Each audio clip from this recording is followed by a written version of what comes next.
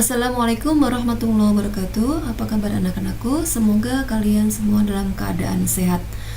Baik, kita jumpa lagi di pembelajaran PPKN tema 5 tentang wirausaha. Yang kita bahas hari ini adalah tentang sikap positif terhadap keberagaman ekonomi. Baik, anak-anak, setiap orang melakukan kegiatan ekonomi untuk memenuhi kebutuhan hidupnya. Ada yang bekerja dengan orang lain, ada juga yang membuka usaha sendiri.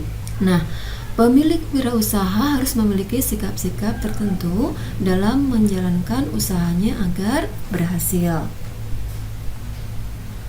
Berikut sikap-sikap yang harus dimiliki oleh pemilik wirausaha, yaitu sikap saling menghormati dan menghargai antar pemilik usaha. Kemudian bekerja keras untuk memajukan usahanya dengan cara yang baik. Lalu melakukan persaingan usaha secara sehat, pantang menyerah saat menghadapi hambatan. Kemudian tidak sungkan untuk meminta bantuan orang lain ketika membutuhkan pertolongan. Kemudian selalu mengembangkan usahanya sesuai perkembangan zaman. Oke, manfaat wirausaha sejak dini. Kalian termasuk bisa untuk berwirausaha. Apa manfaatnya? 1. Melatih kreativitas dan produktivitas. 2. Melatih anak berinteraksi. 3. Meningkatkan kepercayaan diri. 4. Menghindari perilaku konsumtif. Kemudian mempelajari untung dan rugi. Kemudian mengajarkan kemampuan mengelola uang. Sikap penting dalam berwirausaha di antaranya adalah jujur, disiplin, optimis, mengendalikan ego, bertanggung jawab, bijak menentukan pilihan, dan mengakui kesalahan dan menerima kritik. Oke, jenis-jenis usaha masyarakat sangat banyak. Di masyarakat terdapat berbagai jenis usaha. Jenis tersebut dapat dibagi menurut lapangan usaha dan pemiliknya. Berdasar lapangan usaha, adakah di antara orang tuamu yang membuka usaha toko atau warung di rumah? Nah, itu berarti orang tuamu melakukan usaha di bidang perdagangan. Lalu, termasuk usaha di bidang apakah petani, nelayan, dan pengrajin? Oke, ayo jawab. Nah, anak-anak, jenis usaha yang ada di masyarakat menurut lapangan usaha dapat dikelompokkan sebagai berikut. 1. Usaha ekstraktif. Usaha ekstraktif adalah jenis usaha yang mengambil dan memanfaatkan secara langsung kekayaan yang tersedia di alam. Contohnya penangkapan ikan dan juga pertambangan. Yang kedua, usaha pertanian.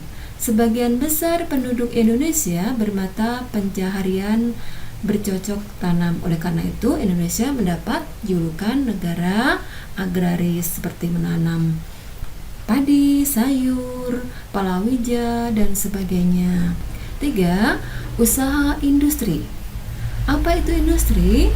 Industri adalah jenis usaha untuk menghasilkan barang baru atau mengolah bahan baku atau bahan mentah menjadi bahan setengah jadi.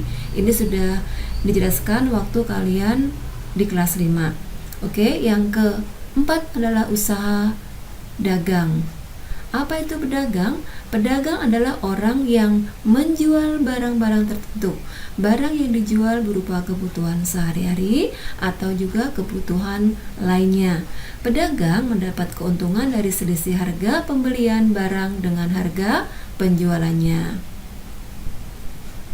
Yang kelima, usaha jasa. Nah, di sekitar kita banyak ditemui berbagai macam usaha jasa.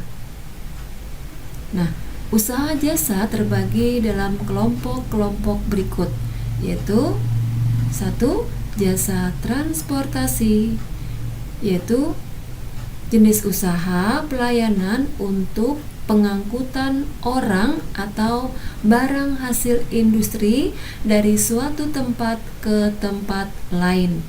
Jasa transportasi diantaranya perusahaan pengangkutan seperti bus, truk, kapal laut, dan pesawat. 2. Jasa lainnya seperti jasa asuransi, perbankan, pengiriman barang atau paket, dan jasa pengacara.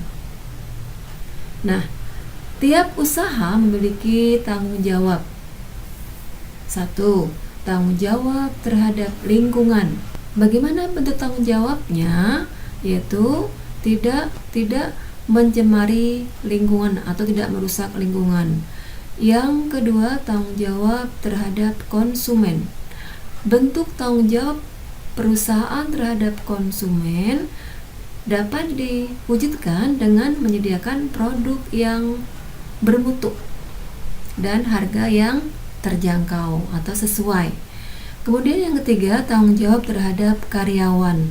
Bagaimana bentuknya? Seperti memberikan asuransi, kemudian pelatihan, kemudian kesempatan untuk promosi, dan lain-lainnya. Yang keempat, tanggung jawab terhadap investor. Apa itu investor? Investor itulah pemilik modal.